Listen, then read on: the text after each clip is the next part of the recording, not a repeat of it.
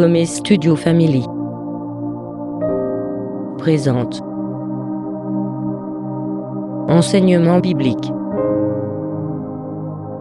Thème du jour: renoncer à l'amertume.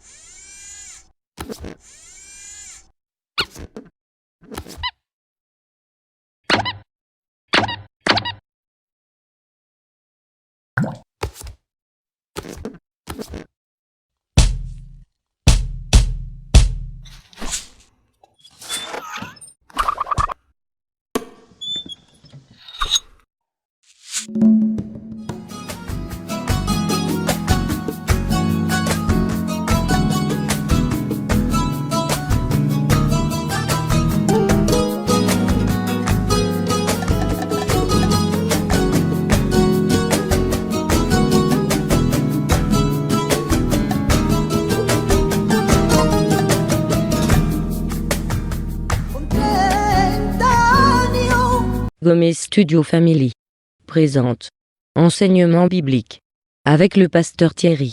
Thème du jour: renoncer à l'amertume.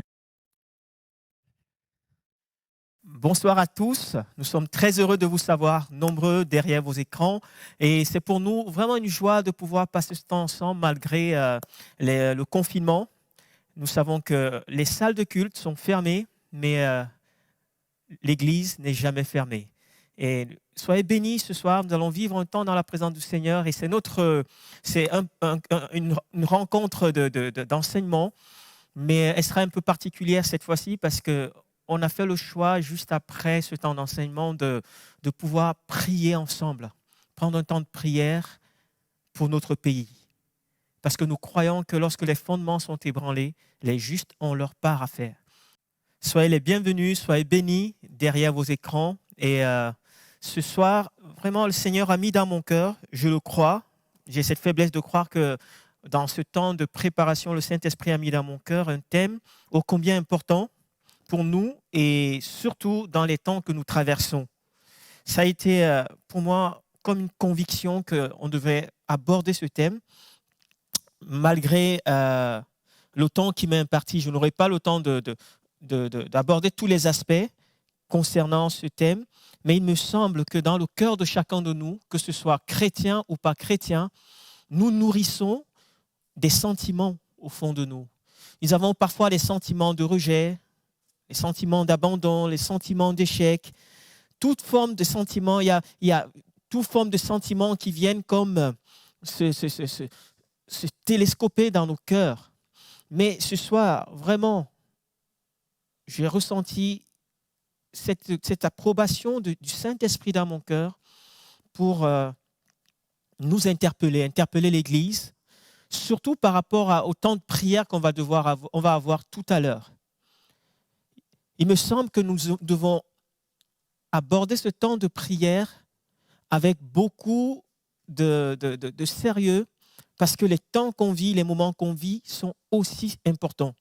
Nous devons aborder ce temps de prière avec vraiment des cœurs ouverts, qu'il n'y ait rien qui nous empêche, qui empêche nos prières de toucher le cœur du Père.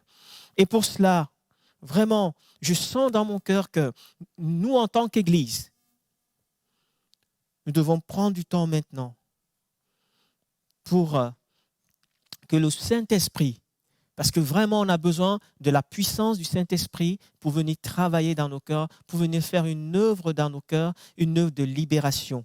Et le thème, vraiment la thématique que j'ai ce soir, c'est une thématique compliquée mais nécessaire. Je vais nous parler de l'amertume. L'amertume, c'est un sentiment qui est très très fort et qu'on doit combattre avec la plus grande fermeté, avec la plus grande détermination. Non seulement parce que l'amertume vient pourrir notre vie en tant qu'enfant de Dieu, mais pire encore, l'amertume vient rompre la relation que nous avons avec Dieu. C'est la raison pour laquelle on ne peut pas aborder un temps de prière alors qu'on est rempli d'amertume.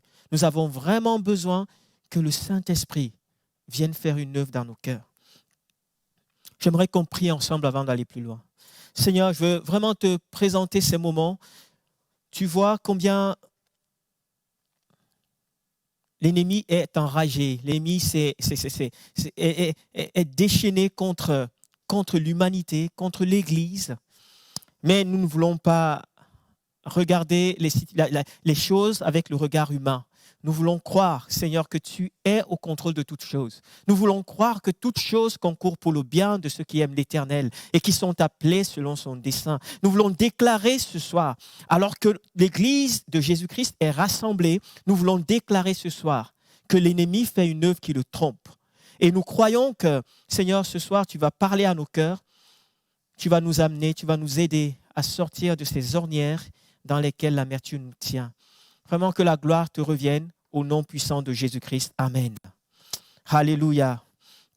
J'aimerais ensemble que nous prenions notre Bible et que nous lisons le texte de base qui sera pour nous comme le fil rouge ce soir. C'est le texte d'Hébreux chapitre 12, le verset 15. Hébreux chapitre 12, verset 15 dit ceci. « Veillez à ce que personne ne passe à côté de la grâce de Dieu, qu'aucune racine d'amertume ne pousse et ne cause du trouble en empoisonnant plusieurs d'entre vous. » Et le même texte est pris dans la version Louis II. Le mot qui est utilisé, qui est très fort, c'est le mot infecté. Il dit « et que plusieurs n'en soient infectés ». Comme pour dire que l'amertume agit comme une infection dans notre vie. L'amertume agit comme une infection dans notre corps, dans notre âme. L'amertume, c'est une maladie de l'âme. Je pourrais dire les choses de cette manière. Le dictionnaire va définir l'amertume comme étant un sentiment durable de tristesse mêlée de rancœur lié à une humiliation, une déception ou une injustice. Et il y a une autre définition que j'aime bien, selon la parole de Dieu. L'amertume est une maladie de l'âme. C'est cette grande tristesse, cette douleur que nous gardons au fond de nous, qui survient généralement après une offense subie, une humiliation, une perte d'un être cher, soit par la mort ou soit par la séparation douloureuse. Voilà ce que c'est que l'amertume. Et nous sommes tous confrontés à un moment ou à un autre. Nous sommes tous sujets à l'amertume. Qu'on soit un chrétien de longue date ou un jeune converti, ou pas chrétien d'ailleurs, nous sommes tous confrontés à cette thématique. Mais il me semble qu'au regard des conséquences que l'amertume peut créer dans les vies, il me semble très important pour nous en tant qu'enfants de Dieu, et surtout dans les moments qu'on vit aujourd'hui, que nous puissions résister, que nous puissions combattre, nous puissions nous débarrasser de cette amertume. L'amertume a certainement plusieurs causes. Mais je vais rapidement, parce qu'on n'a pas beaucoup de temps, ça devrait nous demander quelques séances d'études bibliques pour approfondir ce thème, mais certainement qu'on y reviendra. Mais ce soir, j'aimerais simplement nous donner quelques pistes pour nous permettre de rentrer dans ce temps de prière avec légèreté et qu'il n'y ait pas d'obstacle à nos supplications. Les causes de l'amertume sont plusieurs, mais on peut les regrouper particulièrement en causes extérieures, c'est-à-dire les causes qui ne dépendent pas de nous. Et dans ces causes extérieures, il y a des épreuves, les épreuves de la vie, d'une manière générale. Lorsque nous subissons, par exemple, une offense, nous nous attendons à ce que la personne qui nous a offensés vienne réparer ce qu'elle a commis, la faute qu'elle a commise. Nous attendons à ce que l'offense qui nous a été faite soit reconnue et que la justice nous soit faite. Mais lorsque la justice ne nous est pas faite, lorsqu'on ne nous rend pas justice, lorsqu'on ne vient pas réparer la faute qui nous a été commise, alors le sentiment d'injustice fait naître en nous l'amertume.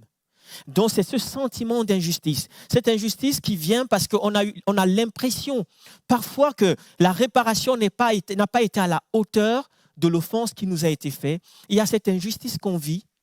Et parce qu'on la macère, on la cultive, on la entretient, on la rumine jour après jour. Et c'est ainsi que nous devenons un homme, une femme remplis d'amertume. Et c'est vraiment quelque chose qui se fait d'une manière parfois très inconsciente. On pense qu'on gère les choses, mais alors que le temps passant, le temps faisant, nous devenons des hommes et des femmes amers. Nous voyons dans la parole de Dieu des hommes qui ont subi parfois des séparations brutales parce qu'un être cher est décédé. Nous voyons dans le livre de 2 Rois l'histoire d'Élisée avec la Sunamite. Cette femme qui n'avait pas d'enfant, qui ne pouvait pas avoir d'enfant.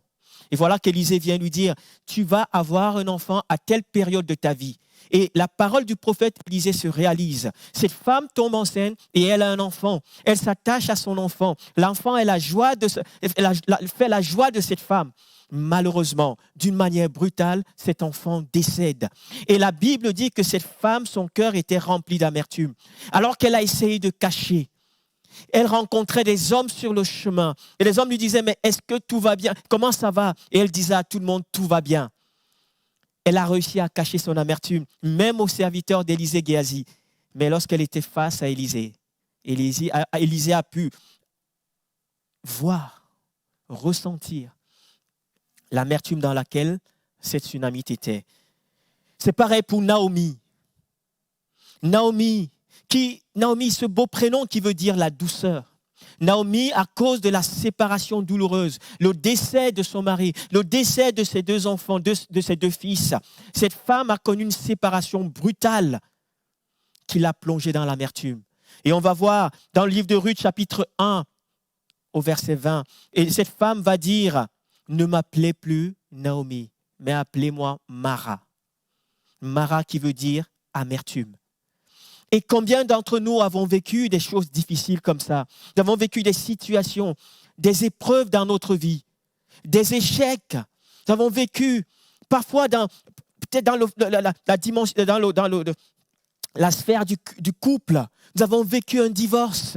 Nous avons vécu des humiliations peut-être dans notre travail. Nous avons vécu des humiliations dans notre famille. Nous avons l'impression que la terre nous tombe dessus.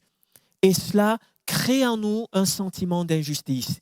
Mais tant que cette injustice n'a pas été réparée par des personnes qui nous ont offensés ou alors par des personnes on pense qu'elles nous ont pris les êtres chers, tant que cette injustice n'est pas réparée, ça crée en nous l'amertume. Et nous devenons des hommes et des femmes amers. Que dirons-nous de Job? L'histoire de Job, j'ai envie de dire, c'est peut-être pas le paroxysme, parce que Jésus a connu pire. Mais Job, cet homme qui avait tout perdu, il a pu dire l'amertume était dans son cœur. C'était un homme meurtri. Et j'ai envie de dire à juste titre, on ne peut pas lui lancer la pierre. Et ce soir, je ne veux pas lancer la pierre à personne parce que je ne connais pas ce que vous avez vécu. Peut-être les situations dans vos vies, depuis votre tendre enfance, au sein dans la sphère familiale. Vous vivez peut-être des pressions, vous vivez peut-être des injustices. Et toutes ces choses vous amènent dans l'amertume. Et depuis, vous êtes chrétien. Vous priez, vous louez le Seigneur. Vous aimez Dieu de tout votre cœur. Mais vous avez l'impression que cette amertume est toujours là. Et parfois, elle est tellement inconsciente. On n'en est même plus, on n'est même plus conscient que nous vivons, nous sommes des hommes et des femmes amers. Mais l'amertume, comme le texte dit, c'est comme une infection.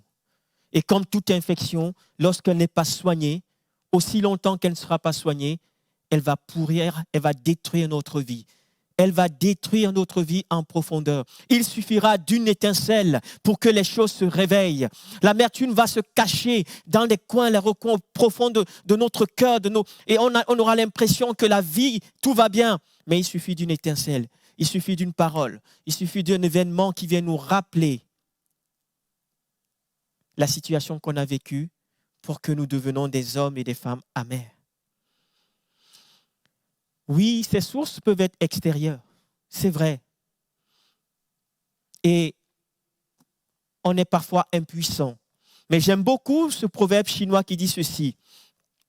On ne peut pas empêcher les oiseaux noirs de voler au-dessus de nos têtes, mais on peut les empêcher d'y faire leur nid.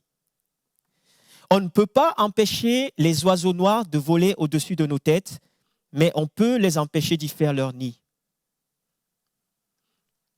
Si on ne peut pas, s'il est impossible pour nous d'empêcher aux épreuves, aux difficultés de la vie, aux hommes de nous faire du mal, aux hommes de venir comme créer en nous des souffrances.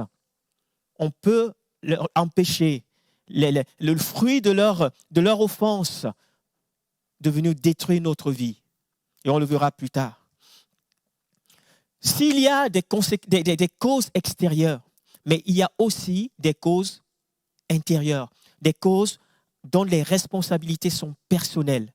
Et je les ai regroupées dans un bloc que j'ai appelé le péché d'une manière générale.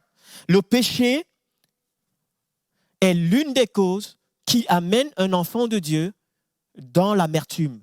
Le péché est l'une des causes qui fait que nous devenons des hommes et des femmes amers. Qu'on en soit conscient ou pas. Il y a plusieurs exemples dans la Bible, quel que soit le péché. Parce que le péché, vous le savez bien, le péché, c'est le fait d'être en dehors de la volonté parfaite de Dieu. Lorsqu'on a loupé la volonté, on a raté la cible, la volonté de Dieu pour notre vie, on est dans une situation de péché. Et la plupart du temps, ça nous amène dans l'amertume. Quelques exemples dans la parole de Dieu. Il y a tellement d'exemples.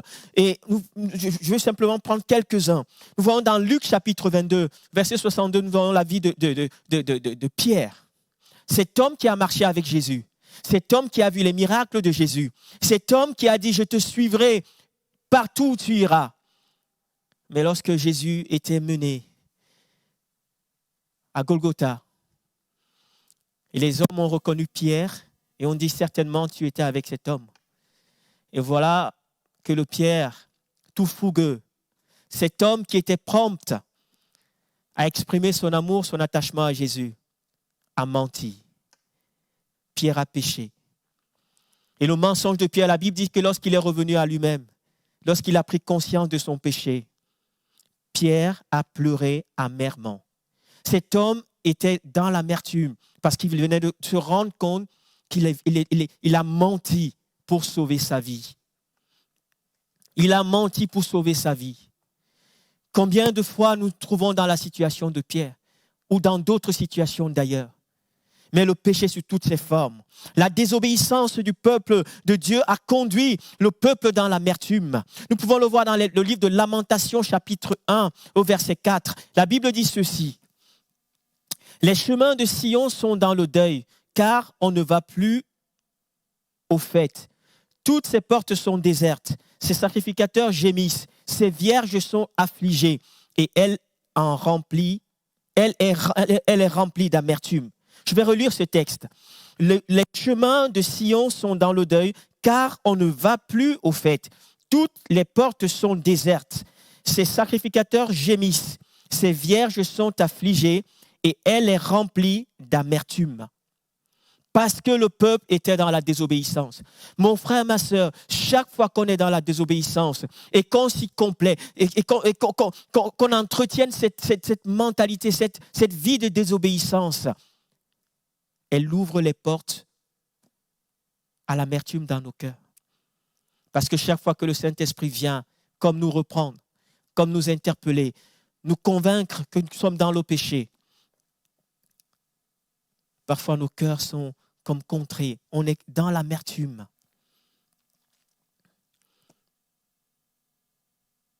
Et j'ai trouvé plus amer que la mort. Le verset 26 d'Ecclésiaste chapitre 7 dit ceci. J'ai trouvé plus amer que la mort la femme dont le cœur est un piège et un filet, et dont les mains sont les liens. Celui qui est agréable à Dieu lui échappe, mais le pécheur est pris par elle. Le péché, sur toutes ses formes, attire de l'amertume dans nos cœurs. L'amertume vient comme un poison pour détruire nos vies, pour détruire notre âme.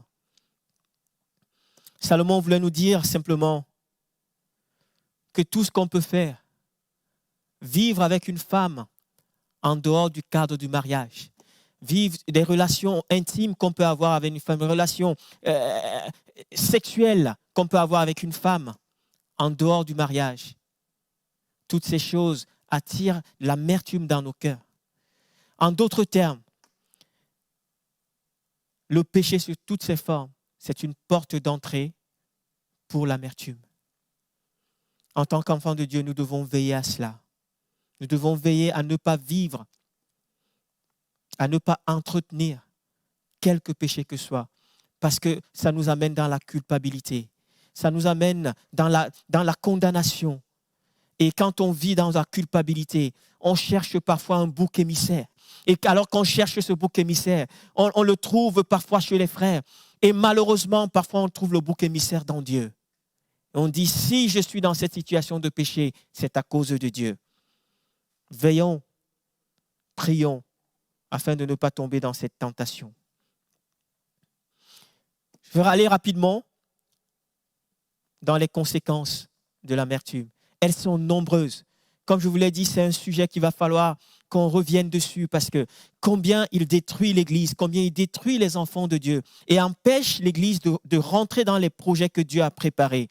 Comme notre texte de base nous a parlé de veiller à ce que personne ne passe à côté de la grâce de Dieu. Une des conséquences terribles de l'amertume, c'est que ça peut nous faire passer à côté de la grâce de Dieu. Mais nous savons tous que nous sommes sauvés par la grâce. Et en dehors de la grâce, il n'y a point de salut. L'amertume vient créer des difficultés relationnelles.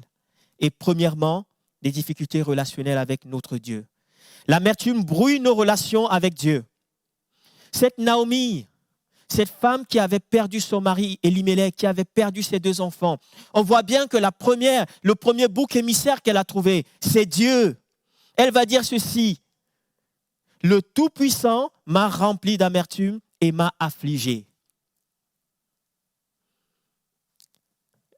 Est-ce qu'il ne nous est pas arrivé, alors qu'on traversait des moments difficiles, on traversait des situations compliquées, d'accuser Dieu? Le Tout-Puissant m'a rempli d'amertume.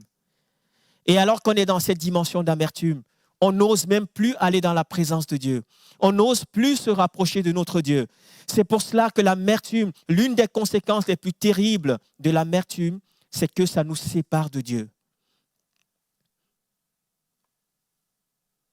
Et séparé de Dieu, en dehors de Dieu, il n'y a plus de solution. Il n'y a plus d'issue favorable. C'est la raison pour laquelle nous devons veiller et nous devons combattre avec beaucoup de force cette amertume. Nous devons la refuser. Pareil pour cette Sunamite. Elle accuse Élisée. Alors qu'elle venait de perdre cet enfant, elle va rencontrer le prophète Élisée. Elle dit, « Pourquoi m'as-tu fait cela? Pourquoi m'as-tu trompé? Tu m'as dit que j'allais avoir un enfant. Et dès que j'ai eu cet enfant, quelque temps plus tard, cet enfant est mort. Pourquoi m'as-tu trompé? » C'est comme le processus de l'amertume est toujours pratiquement le même. Lorsqu'un homme, une femme vit dans l'amertume, il cherche systématiquement un bouc émissaire. Il cherche forcément un coupable. Et le coupable est rarement lui-même. Et parfois, le coupable, c'est Dieu. On entend souvent les hommes du monde dire, si Dieu existait, pourquoi il y a ceci, pourquoi il y a cela? Si Dieu existait, pourquoi il y a la famine? Pourquoi il y a de la violence? Parce que l'homme amer, c'est un homme qui cherche toujours un bouc émissaire. Et l'amertume vient brouiller nos relations avec Dieu. Mais non seulement elle brouille nos relations avec Dieu, mais l'amertume vient brouiller les relations les uns avec les autres. Et c'est terrible de vivre avec un homme, une femme qui est amer. C'est tellement compliqué. Il regarde tout autour de lui avec le filtre de l'amertume. C'est des hommes et des femmes qui sont toujours en tension. C'est des hommes qui sont toujours dans des relations conflictuelles. Le problème, c'est toujours les autres, c'est jamais les uns. Rien ne leur plaît. Ils ne savent même pas se réjouir du succès des autres. Ils ne peuvent pas se réjouir de la réussite des autres, de l'évolution des autres, parce que le cœur est rempli d'amertume. Et la plupart du temps, en leur présence, c'est compliqué. On marche toujours sur les œufs. Parce que la moindre étincelle, la moindre parole, le moindre regard mal placé, la moindre attitude qu'ils interprètent comme étant déplacée est un sujet de dispute. C'est un sujet qui amène la division, la discorde. Tout simplement parce que le cœur est rempli d'amertume. Et mon propos ce soir n'est pas de vous dire ce que vous savez, n'est pas de vous dire que vous êtes tous pourris, que nous sommes tous pourris, mais c'est d'attirer notre attention sur l'amertume comme étant un poison qui vient détruire nos vies. L'amertume vient comme détruire, brouiller les relations avec Dieu. Elle vient brouiller les relations les uns avec les autres, mais elle vient nous amener à faire des mauvais choix. Lisons ce que Proverbe dit dans le chapitre 31, le verset 6 et 7. Donnez des liqueurs fortes à celui qui périt et du vin à celui qui a l'amertume dans l'âme.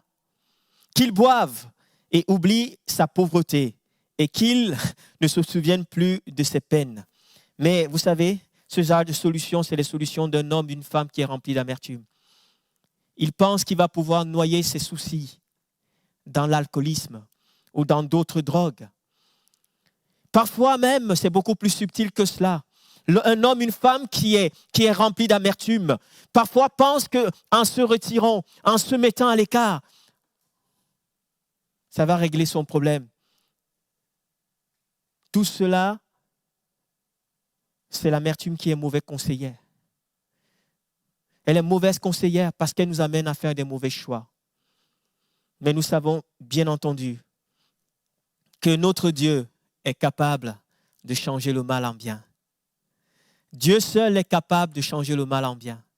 Et ne laissons jamais, que ce soit des circonstances extérieures, que ce soit le péché en nous-mêmes, nous amener dans l'amertume. Parce qu'il y a eu, je veux vraiment faire cette remarque, ce n'est pas parce que nous avons vécu une offense que nous sommes systématiquement obligés de tomber dans l'amertume. Ce n'est pas parce que nous avons vécu peut-être un drame dans notre vie que nous sommes obligés de vivre l'amertume.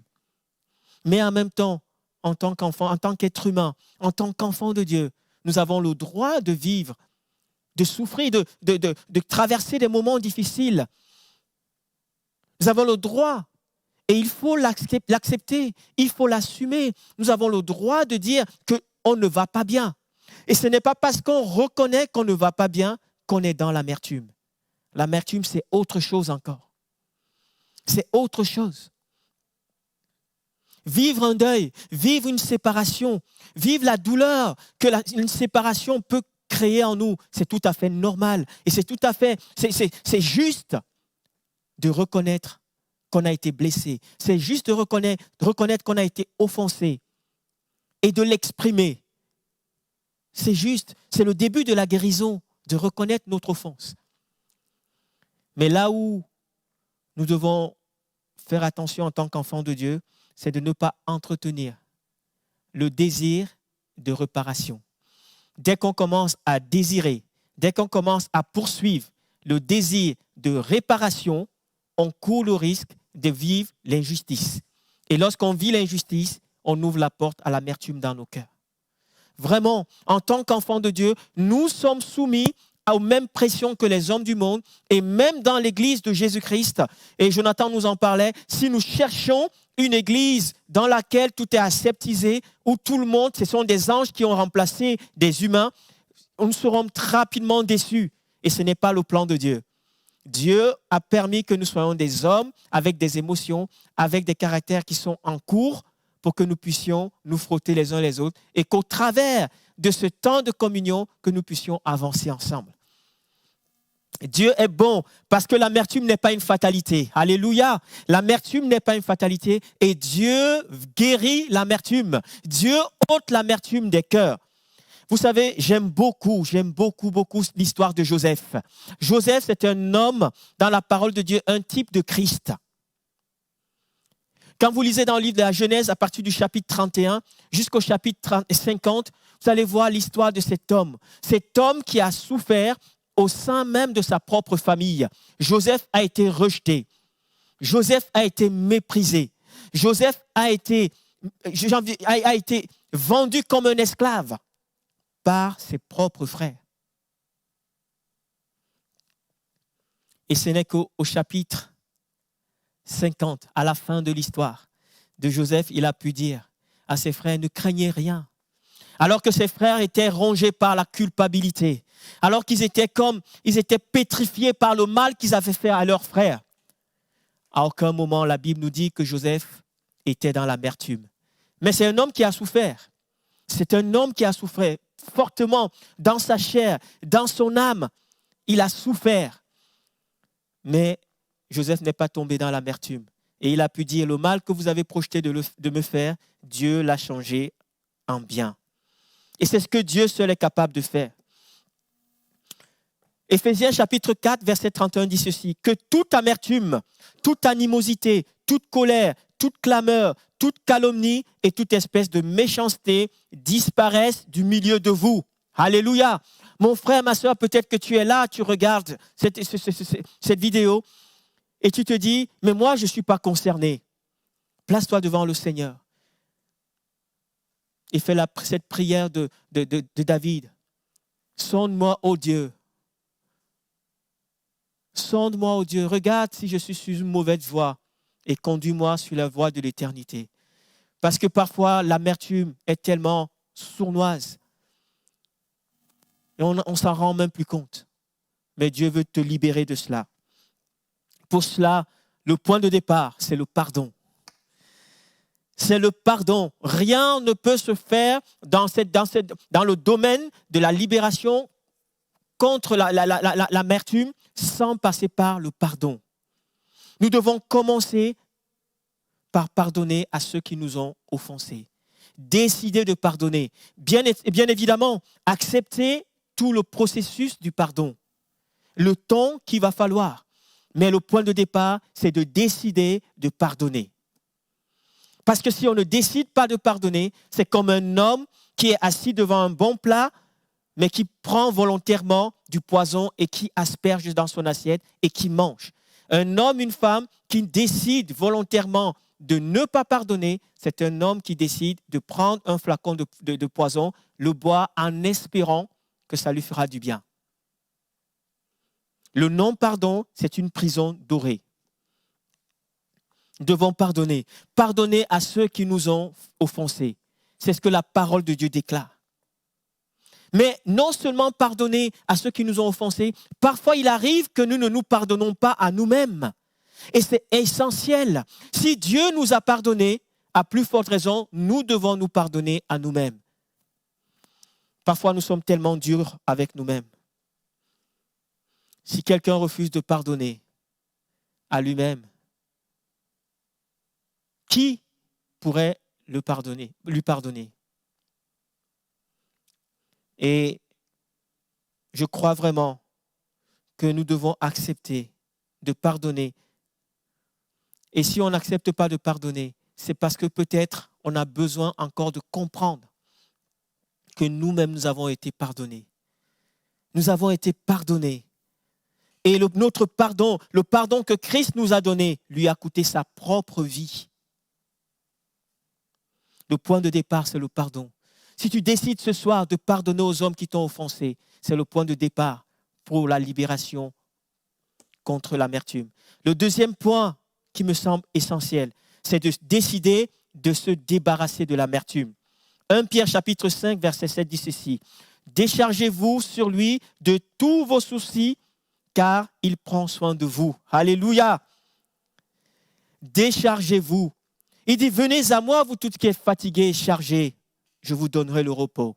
Et vraiment, un homme, une femme qui est rempli d'amertume, c'est un homme qui est chargé, qui est fatigué. Et Dieu t'invite ce soir, viens, décharge-toi. Dis simplement, je viens déposer à tes pieds cette situation qui a conduit à l'amertume. Ainsi, cette amertume qui te pourrissait la vie va être transformée en une force qui va impacter autour de toi. Oh, on a vu des hommes et des femmes qui ont connu des choses extraordinaires, des situations tellement violentes dans leur vie, mais ils ont transformé ce qui aurait pu être l'amertume, ils ont transformé en une force de grâce, de libération, de bénédiction. Mon frère, ma soeur, ce que tu as vécu, peut-être t'a détruit jusqu'aujourd'hui. Peut-être que depuis que tu es dans l'église, tu as essayé de te battre humainement avec l'amertume. Mais c'est une œuvre qui vient du Saint-Esprit. C'est le Saint-Esprit seul qui est capable de nous amener dans la libération. Mais pour cela, il a besoin d'une collaboration avec chacun de nous. Décide ce soir. C'est le prophète Jérémie qui l'avait compris. Dans Lamentation chapitre 3, versets 19 à 23, il dit ceci. « Quand je pense à ma détresse et à ma misère, à l'absinthe et au poison, quand mon âme s'en souvient, il est abattu au-dedans de moi. Voici ce que je veux repasser à mon cœur. » Alléluia. Voici ce que je veux repasser à mon cœur. Ce qui me donnera de l'espérance. Les bontés de l'Éternel ne sont pas épuisées. Ses compassions ne sont pas à leur terme. Elles se renouvellent chaque matin. Les bontés de l'Éternel ne sont pas épuisées pour toi, mon frère. Et je veux croire que les bontés de l'Éternel ne sont pas épuisées pour notre pays. Les bontés de l'Éternel ne sont pas épuisées pour son Église. Quelles que soient les tempêtes dans lesquelles l'Église passe aujourd'hui, quelles que soient les tempêtes dans lesquelles notre pays est plongé aujourd'hui, je ne veux pas repasser à mon cœur l'amertume, la frustration. Je ne veux pas repasser à mon cœur la violence. Je ne veux pas repasser à mon cœur le sentiment d'injustice. Mais ce soir, j'aimerais que nous tous, nous puissions repasser à nos cœurs. Les bontés de l'Éternel ne sont pas épuisées. Ses compassions ne sont pas à leur terme. Elles se renouvellent chaque matin pour chacun d'entre nous. Mon cher ami, mon cher frère, ma chère sœur, l'amertume ne doit pas décider de tes actes. L'amertume ne doit pas orienter tes décisions. Je peux comprendre, je ne suis pas là pour te juger parce que je ne connais pas la profondeur des blessures que tu as connues. Je ne connais pas, peut-être que tu as entretenu jusqu'aujourd'hui une forme de différence parce que tu te dis je suis différent, je ne suis pas comme les autres, je suis particulier. J'ai peut-être pas été voulu par mes parents, j'ai peut-être pas été voulu par le milieu dans lequel je suis différent et cela t'a profondément blessé et tu es là aujourd'hui, tu as repassé à ton cœur toutes ces différences. Tu as repassé à ton cœur toutes ces choses qui t'ont toujours mis de côté. Toutes ces choses qui t'ont amené à te sentir rejeté. Mais ce soir, si tu veux sortir de là, si tu veux refuser l'amertume, la solution réside dans le fait que tu repasses à ton cœur. Ces paroles du prophète Jérémie. Les bontés de l'Éternel ne sont pas épuisées. Ses compassions ne sont pas à leur terme. Elles se renouvellent chaque matin. Mon ami, je vais terminer par là. Là où tu es, alors qu'on va passer dans ce temps de prière.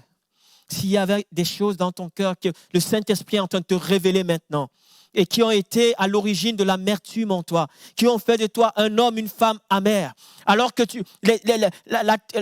la terre entière voit positif dans une situation, toi tu vois la négative. Alors que tout le monde est dans la joie de la réussite de quelqu'un, toi tu es dans la tristesse. Alors que tout le monde se réjouit, il y a comme la jalousie dans ton cœur. Il y a comme toujours ce sentiment d'être différent. J'ai envie de te dire maintenant, prends un temps dans la présence de Dieu. Viens, demande pardon si tu dois demander pardon pour le péché. Saint-Esprit te révèle peut-être qu'il y a dans ta vie, tu as entretenu le péché. Dieu ne te juge pas. Et l'Église n'a pas le droit de te juger. L'Église ne te juge pas non plus. Mais on est là pour t'accompagner. On est là pour être comme des brancardiers pour toi. Pour te dire que tu vaux beaucoup plus que l'amertume. Tu vaux beaucoup plus que ce que le diable a décidé de ta vie. Et ce soir, on veut être des hommes et des femmes qui allons intercéder en faveur de notre pays, qui allons intercéder en faveur de l'Église d'une manière efficace. Parce que la parole de Dieu dit, c'est le péché qui empêche que vos prières atteigne le cœur du Père. Qu'il n'y ait point d'amertume dans nos cœurs maintenant. Et si tu dois aller voir un frère, une sœur, si tu dois réparer quelque chose, fais-le librement. Et alors que tu vas le faire, tu vas voir comment tu seras libéré de ce sentiment d'amertume.